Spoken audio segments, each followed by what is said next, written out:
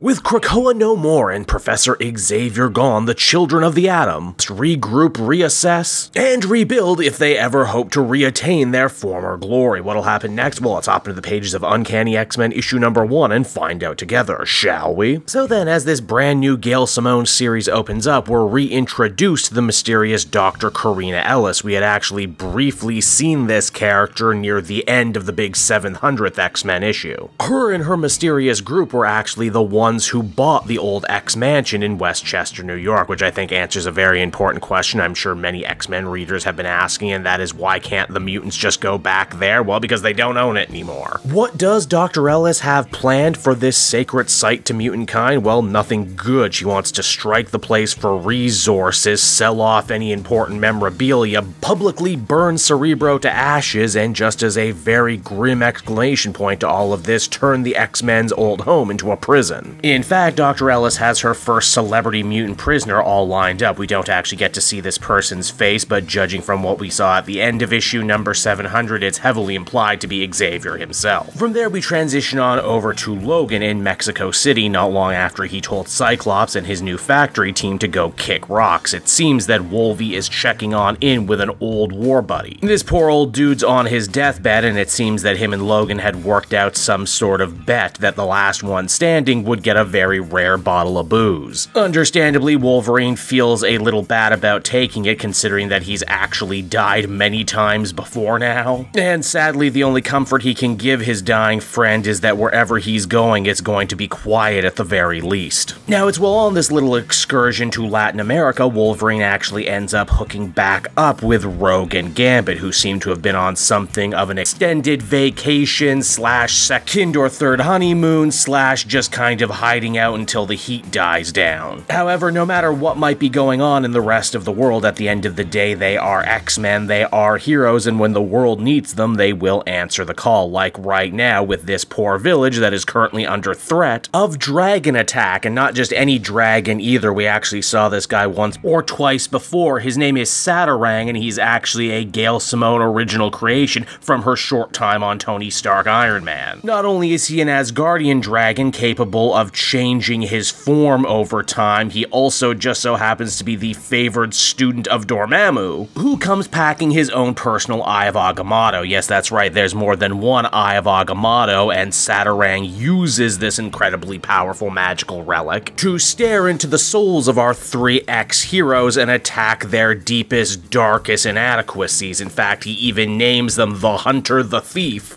and the Scared Little Girl. Yeah, he really goes in on Rogue on this one. In fact, she's even shocked herself, being like, hey, do you see me? Do you know who I am?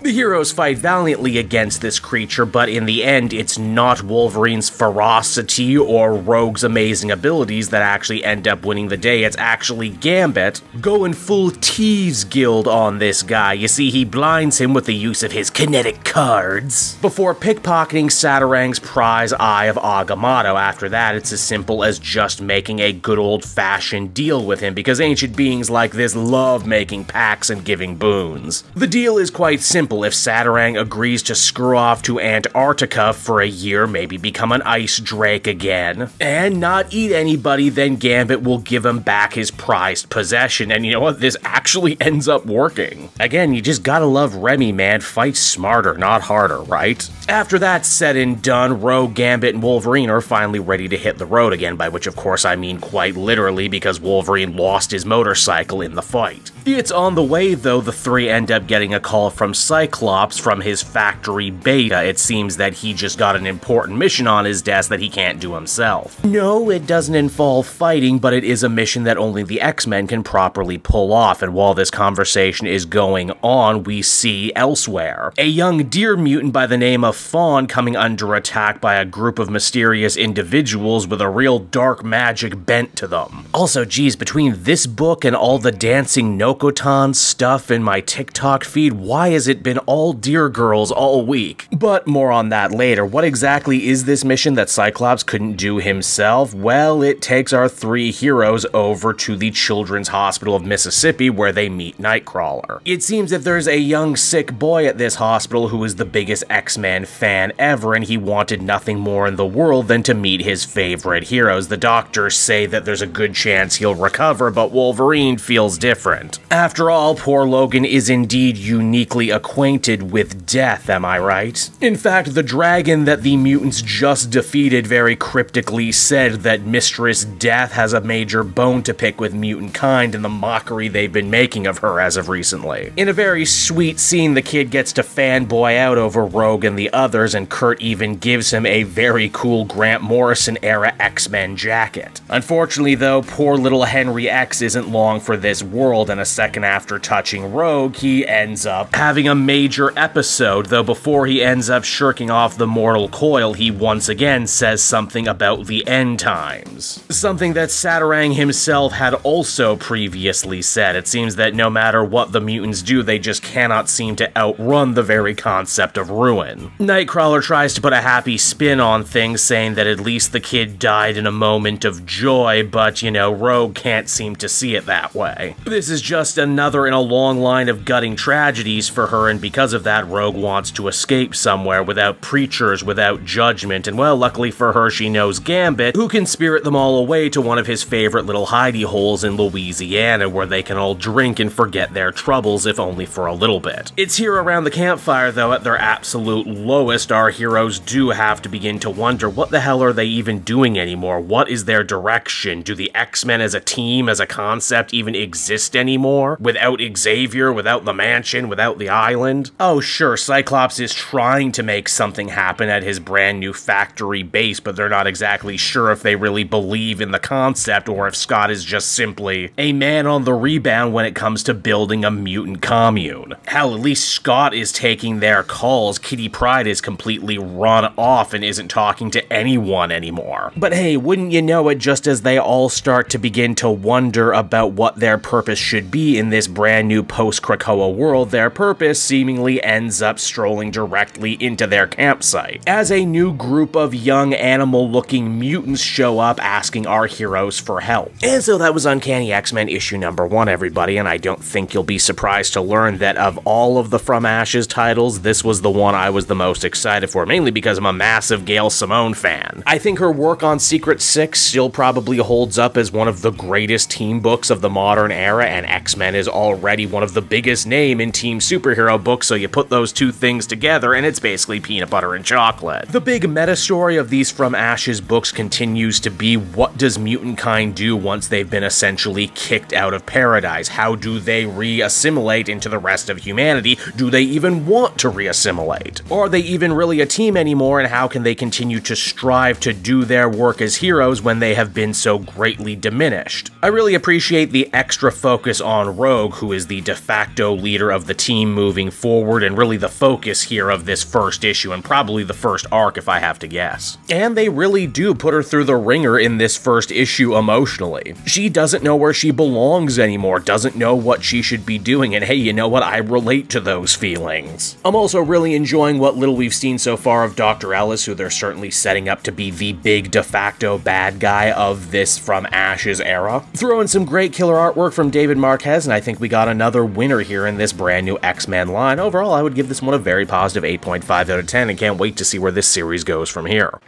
Hey there everyone, it's your pal Cape Joel again, and if you're seeing my face right now, that means you watched to the end of the video, and I'll always be grateful for that. Retention helps in this crazy YouTube game, and so does becoming a patron. If you head on down to the description, you can find a link to my Patreon page. Recently just redid all the tiers, a lot of cool stuff offering up there, exclusive commentaries, exclusive polls, behind the scenes concept art for Capes and Quest. That's the brand new D&D show I've started soon. Never been a better time to become a patron. You can become a patron for as little as $1 a month and help the channel grow, and, you know, help me continue to deliver content like what you just saw. So I want to thank you all, and I will see you again next time. Bye-bye.